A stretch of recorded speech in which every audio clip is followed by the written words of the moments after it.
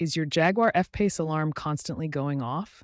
The most common culprits are the interior tilt sensor and the bonnet switch. The interior tilt sensor detects movement inside the car or tilting.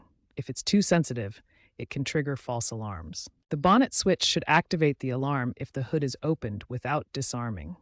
It can corrode or misalign, leading to intermittent contact and false alarms. Start by visually inspecting the bonnet switch for any signs of corrosion or damage.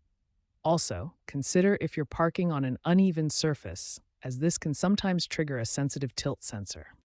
Recent software updates released by Jaguar Land Rover in mid-2024, distributed over the air via the Pivi Pro infotainment system, have helped reduce these false triggers by refining sensor calibration.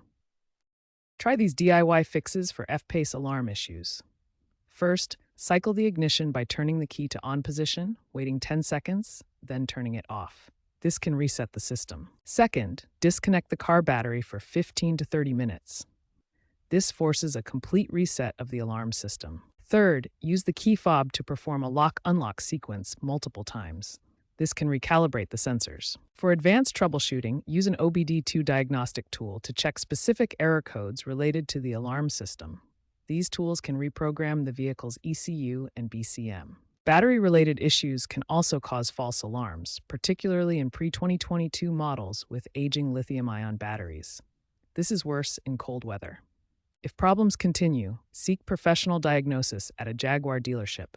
Technicians can recalibrate sensors or replace faulty components, like the bonnet switch.